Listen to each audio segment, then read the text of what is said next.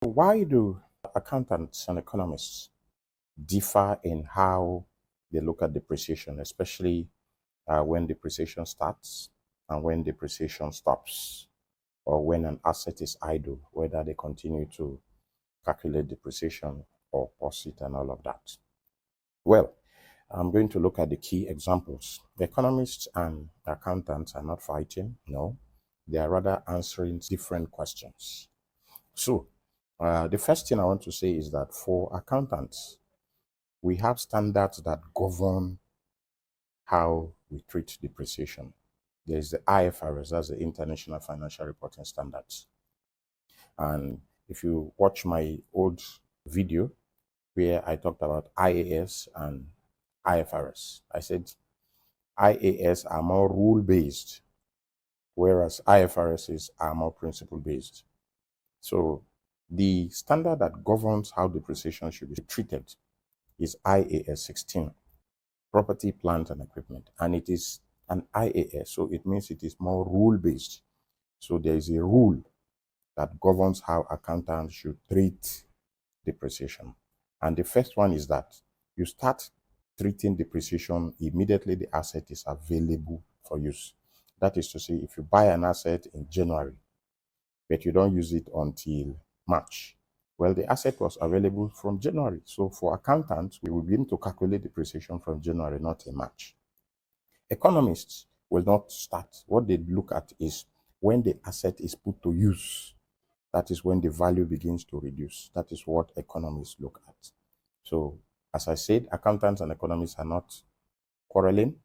They are only answering different questions. Okay. Accountants look at matching costs with revenue. We call it the matching principle. There's a video I did on it. You can go and watch. Accountants also look at consistency and comparability. They also look at verifiable rule-based timing. This is what concerns accountants.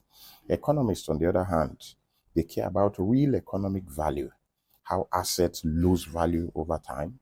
They look at opportunity costs and efficiency, and they also look at true contribution to production.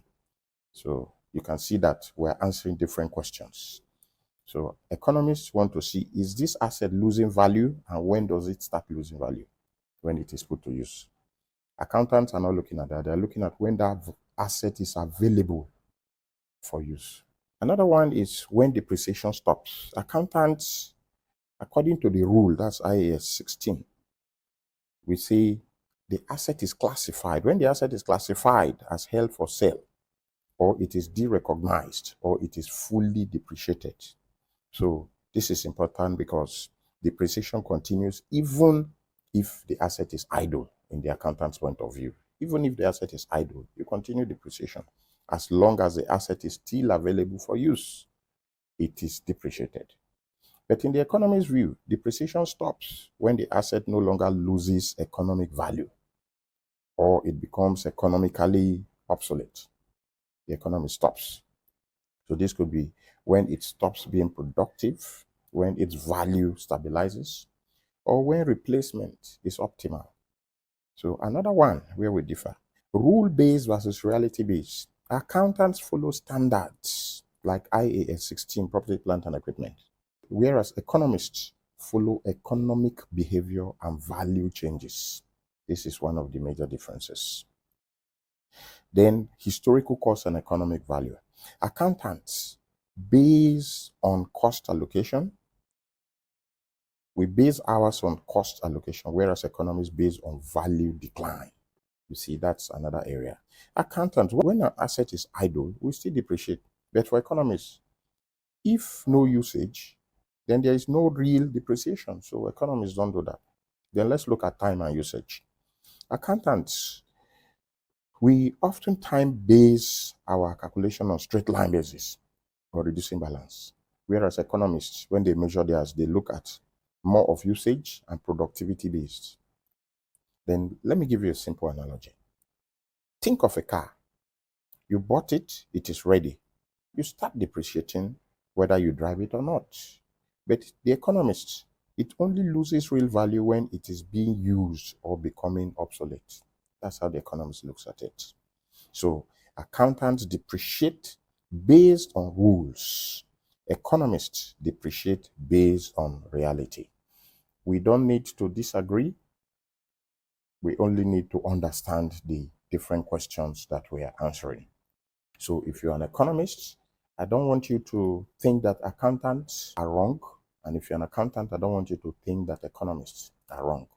All of us are correct. The only thing is that we're answering different questions and we're looking at depreciation from different angles. So if you're an accountant, you are concerned about financial reporting especially, and you're concerned about giving information to users of accounts so they can make the best decision. So in the accountant's point of view, this is the best way to treat depreciation. And we are not just treating it because we think this is how it should be treated. We are governed by rules in our financial reporting. And this is what the rule says. Economists have a broader view. That's why they look at stuff like opportunity costs.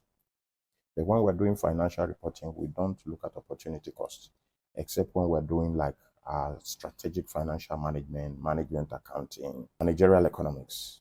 That's when we look at opportunity costs. But if it is financial reporting, they are governed by standards, IFRS, and then the local gaps where IFRS does not apply. But most of them are similar. So this is how accounting works. So to summarize, depreciation is looked at differently by the accountant from the way the economist looks at it.